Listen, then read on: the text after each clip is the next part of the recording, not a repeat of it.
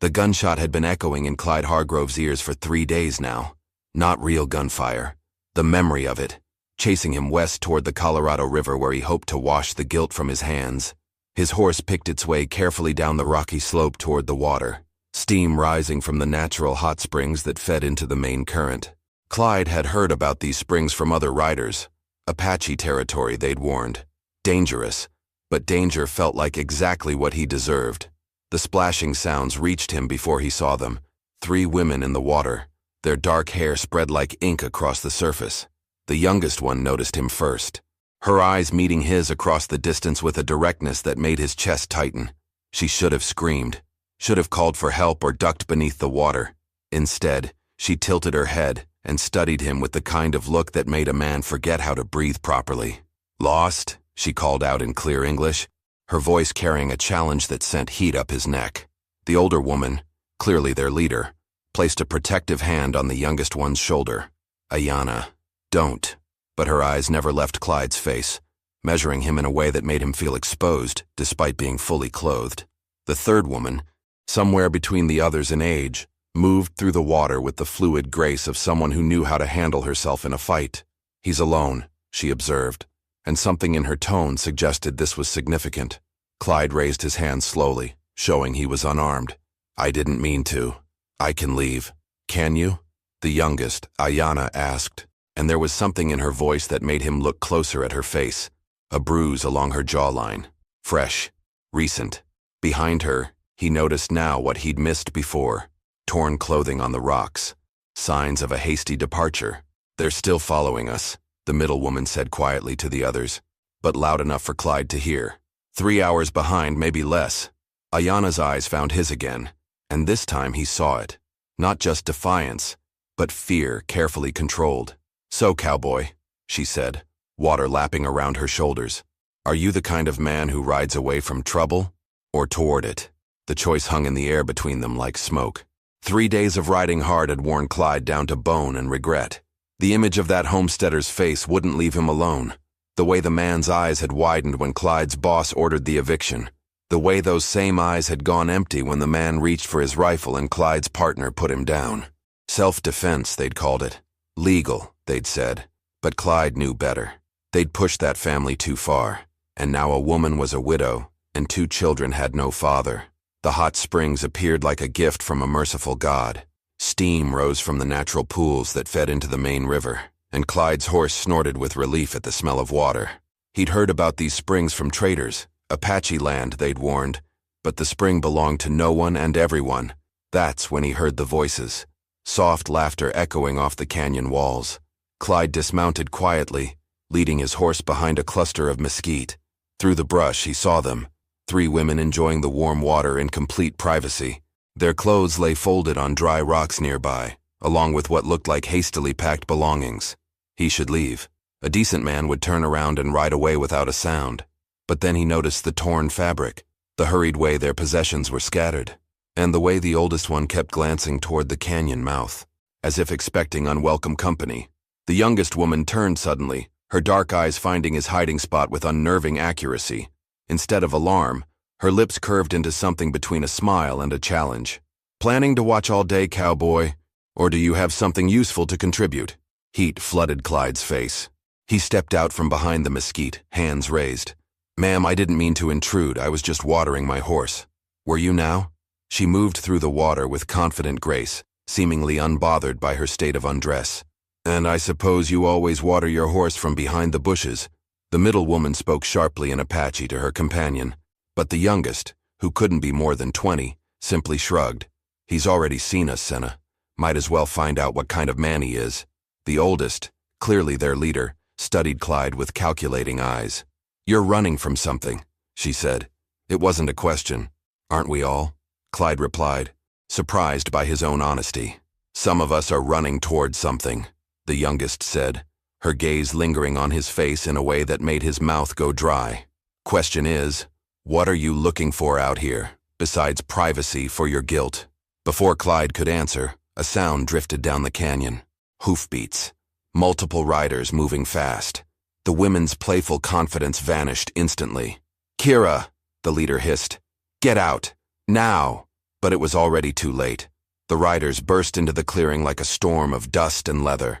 5 men, all bearing the hard look of bounty hunters. Their leader, a scarred man with dead eyes, dismounted before his horse had fully stopped. "Well, well," he drawled, his gaze moving from the women in the water to Clyde. "Looks like we interrupted something private." Kira had managed to grab a piece of cloth, wrapping it around herself with defiant dignity. Her sisters pressed close to the far edge of the spring, but there was nowhere to run. "Ladies," the scarred man continued, "you've led us quite a chase. 3 days through desert country, cost me a good horse and most of my patience." "We don't know you," Ayanna said, her voice steady despite the circumstances.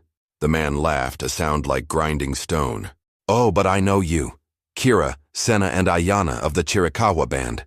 Worth $50 each, delivered alive to Fort Bowie." Clyde's stomach turned. "Bounty hunters."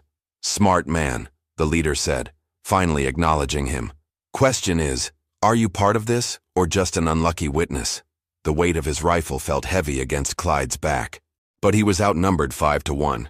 These men had the look of killers, and from their casual manner, they'd done this before. "I'm just passing through," Clyde said carefully. "Good. Then you won't mind stepping aside while we collect our merchandise."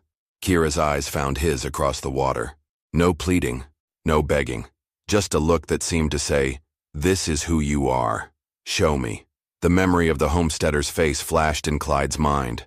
Another moment when he'd stood by and let stronger men take what they wanted. Another time he'd chosen safety over conscience. "What are they accused of?" he asked. The scarred man's smile widened. "Does it matter? Army wants them, and the army pays well." He gestured to his men. "Get them out of there, and try not to damage the goods." 2 of the bounty hunters waded into the spring. Senna grabbed a sharp stone from the bottom, but the men were ready for resistance. One backhanded her casually, sending her sprawling. That's when Clyde made his choice. His rifle was in his hands before he'd consciously decided to move. The metallic click of the lever action echoed off the canyon walls, stopping everyone in their tracks. "I said, what are they accused of?" The scarred man turned slowly, his hand hovering over his pistol. "Mister, you really don't want to make this your fight." "Maybe not," Clyde said, his voice steadier than he felt. "But I've been running from fights my whole life. Gets tiresome after a while." Kira's expression shifted from resignation to something that might have been hope, or maybe admiration. Either way, it made his chest tighten in ways that had nothing to do with fear. The bounty hunter's eyes narrowed. 1 rifle against 5. Poor odds, cowboy. "Maybe," Clyde agreed. "But I only need to kill one of you to change those odds considerably." The silence stretched like a taut rope, ready to snap.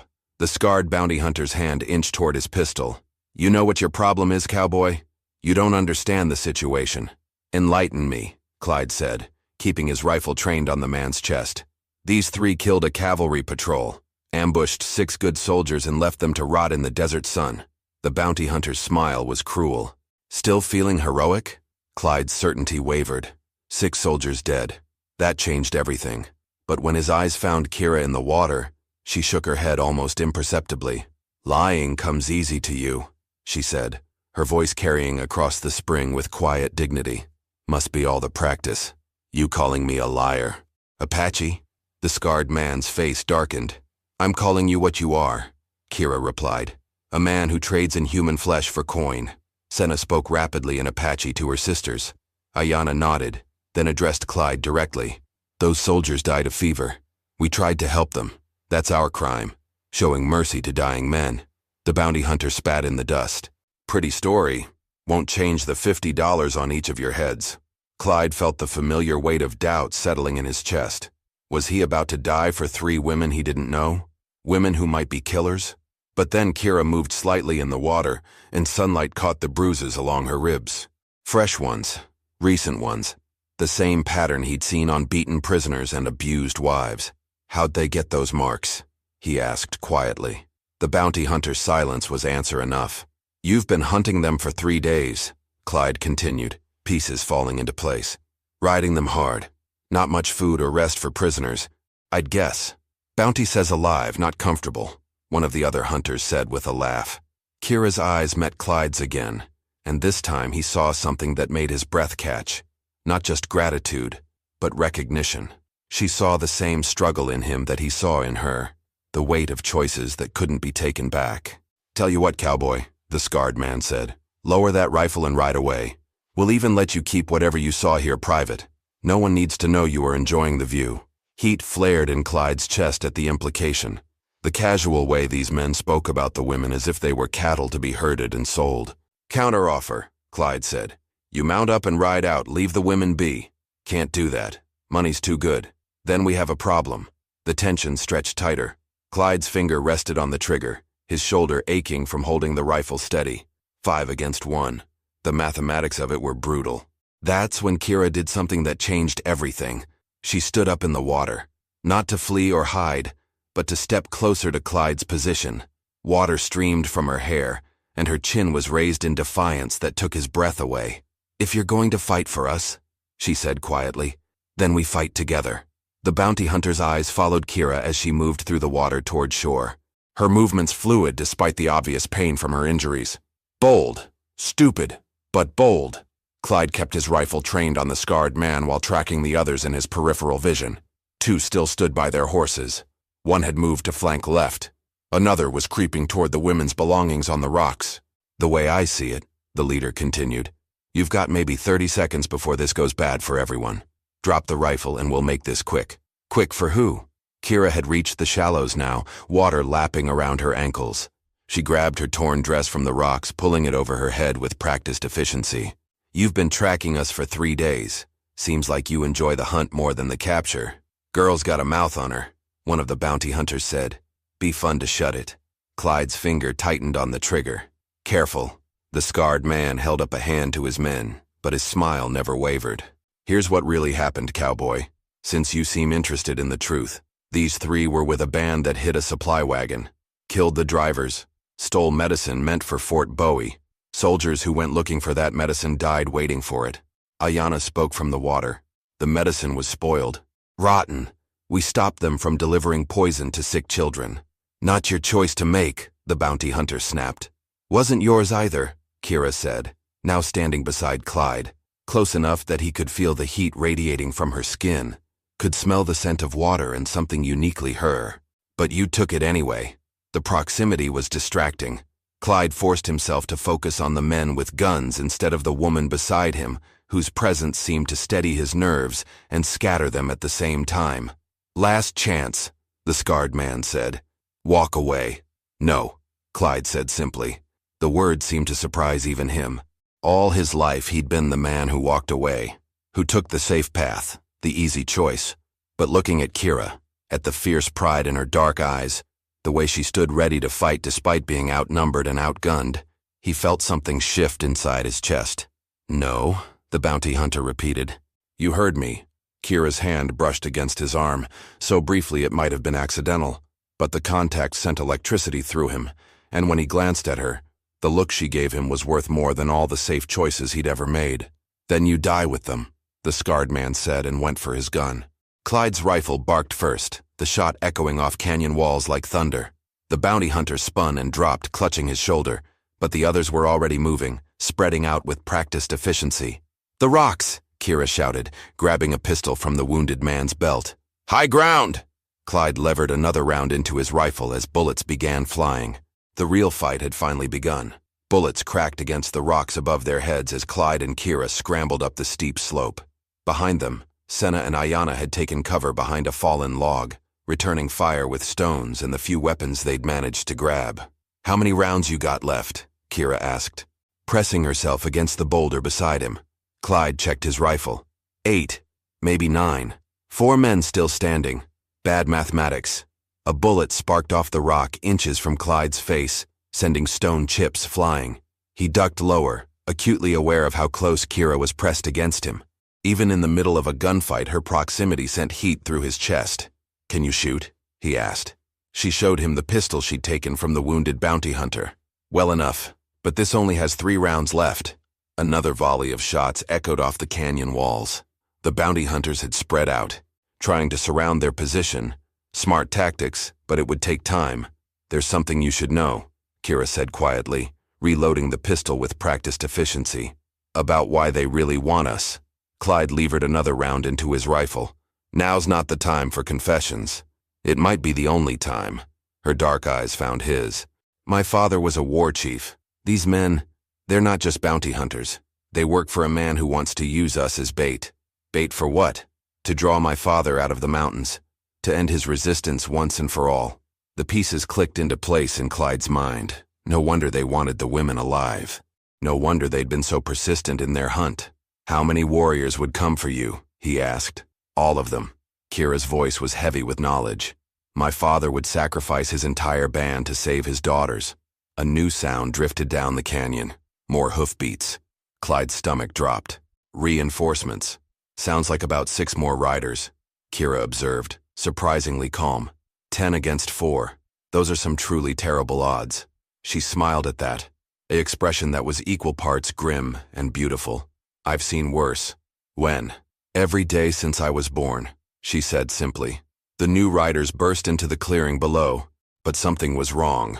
Instead of joining the bounty hunters, they spread out in a defensive formation. One of them shouted something in Apache. Kira's eyes widened. That's impossible. What? Those aren't reinforcements. That's my brother. Below them, the situation had changed completely. The bounty hunters were now caught between Clyde's position and the new arrivals. Gunfire erupted from multiple directions as the canyon became a 3-way battleground. We need to move, Clyde said. Get to your brother. No. Kira grabbed his arm. If they see us together, they'll think you're with the bounty hunters. They'll kill you first and ask questions later. The heat of her touch burned through his sleeve. So what do you suggest? Trust me. She met his eyes. And when this is over, find me. Before he could respond, she was gone, slipping away through the rocks with the silent grace of someone born to this harsh country. Clyde watched her disappear, feeling more alone than he had in years. But the fighting below was intensifying. And alone or not, he still had a choice to make. From his rocky perch, Clyde watched the battle unfold below like a deadly dance. Kira's brother and his warriors had taken cover behind their horses, using Apache tactics that turned the canyon into a maze of crossfire. The bounty hunters, caught in the middle, were learning why these people had held their territory for generations. But numbers still mattered. Even skilled fighters could be overwhelmed. Clyde counted 6 Apache warriors, 4 bounty hunters still standing, plus the wounded leader who was barking orders from behind a boulder. And somewhere in that chaos, 3 women he'd sworn to protect. The smart play was to stay hidden. Let the 2 sides destroy each other, then slip away in the confusion. He could be miles from here by sunset, back to the life of a drifter with no responsibilities except to himself. The familiar weight of cowardice settled on his shoulders like an old coat. Then he saw Kira. She was moving through the rocks toward her brother's position, but one of the bounty hunters had spotted her. The man was tracking her movement with his rifle, waiting for a clear shot. Clyde's own rifle was in his hands before conscious thought took over. The shot boomed across the canyon, and the bounty hunter spun away from his target, clutching a shattered arm. The gunshot drew attention. Several Apache warriors turned toward his position, their weapons swinging his way. One of them, a young man with Kira's eyes, shouted something sharp in Apache. "No!" Kira's voice carried clearly across the distance. "He's with us. With us." The words hit Clyde harder than any bullet could have. The battle was turning now. The bounty hunters, reduced to 3 effective fighters, were being systematically picked off by warriors who knew this terrain like their own heartbeat. It would be over soon. But the wounded leader wasn't finished. From his cover behind the boulder, he pulled out a small mirror, angling it to catch the sunlight. Signaling. More riders were coming. Clyde could hear them now, the thunder of hoofbeats echoing down the canyon. A lot of riders. Kira had reached her brother's position, but she was looking back toward Clyde's hiding spot. Even at this distance, he could see the conflict in her posture. She belonged with her people, but something was keeping her attention fixed on him. "Cavalry!" one of the Apache warriors shouted in English. The blue uniforms appeared at the canyon mouth like a flood of vengeance. At least 20 soldiers, maybe more, with the kind of discipline that could turn a tactical victory into a massacre. The Apache were trapped. They could fight, but they were outnumbered 3-1 now. They could run, but the canyon had limited exits, and cavalry horses were fresh while theirs had been ridden hard. Clyde looked down at his rifle, then at the woman whose courage had shown him what he could be instead of what he'd always been. The choice crystallized in his mind with perfect clarity. He could stay hidden and watch Kira die, or he could stand up and die with her. Really, it was no choice at all. Clyde rose from behind the rocks, rifle in hand, and began picking his way down toward the battle, toward the cavalry, toward almost certain death, and toward the woman who had given him back his soul. The cavalry charge into the canyon was like watching thunder given form. 23 soldiers on fresh horses, sabers gleaming in the afternoon sun, bearing down on a handful of Apache warriors who had nowhere left to run.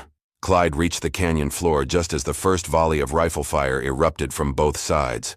A bullet tugged at his sleeve, another sparked off a rock beside his head. The air filled with smoke and the screams of wounded horses. He dove behind a fallen log where Senna and Ayana were still taking cover. Both women looked at him with mixture of surprise and respect. "White man with spine," Senna said in accented English. "Rare thing." "Don't congratulate me yet," Clyde replied, checking his rifle. "I might get us all killed."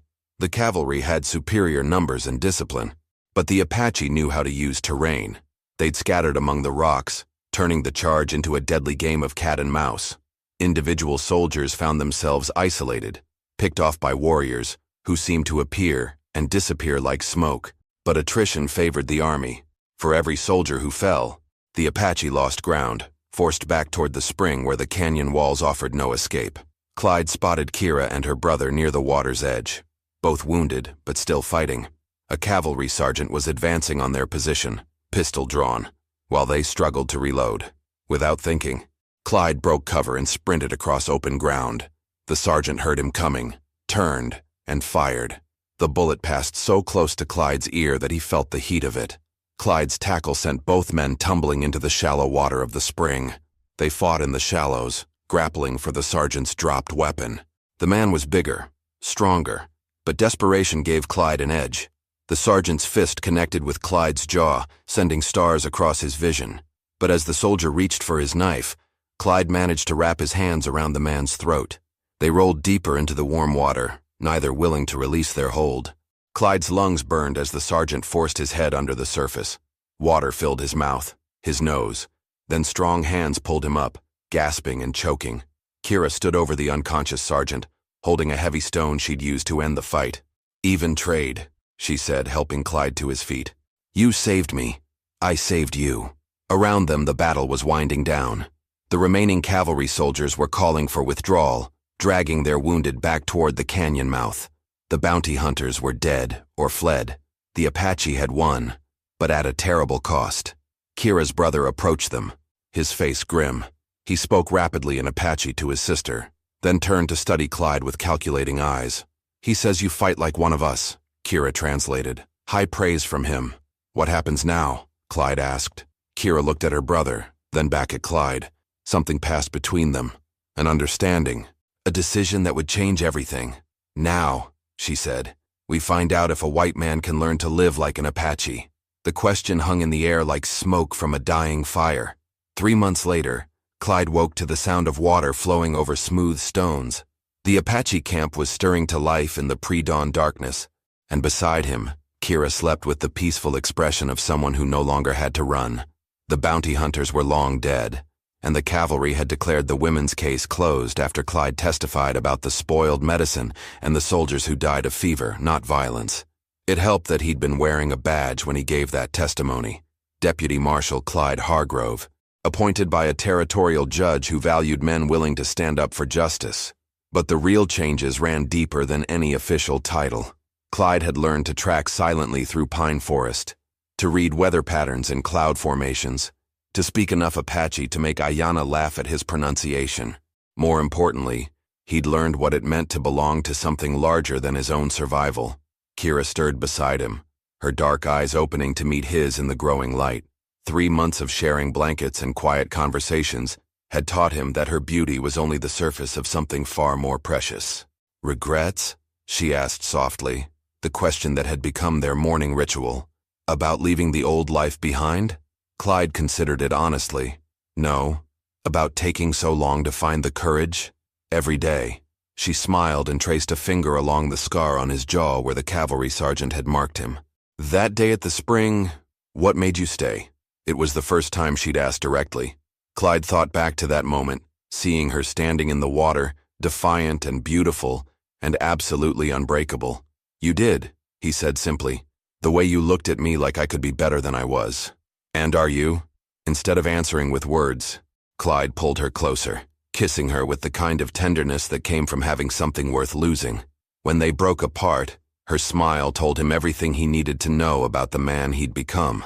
Outside their shelter, the camp was fully awake now. Children's laughter mixed with the low voices of adults preparing for another day in their hidden valley. Senna was teaching young warriors to make arrows. Ayana was grinding corn and singing softly to herself. It was a good life, a life worth fighting for.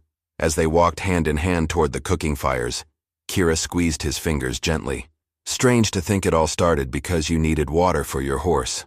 Clyde laughed, remembering that desperate man who'd been running from his own conscience. "I was riding near the river," he said, echoing the story that had already become legend around their fires. "Found 3 Apache women bathing in secret, and lost his heart to one of them." Kira finished, standing on her toes to kiss him again. The sun rose over the mountains, painting the world in shades of gold and promise. Somewhere behind them lay the life Clyde had abandoned. Ahead stretched years of mornings just like this one, filled with love and purpose and the kind of peace that only came from finally choosing to stand and fight. He had found his home.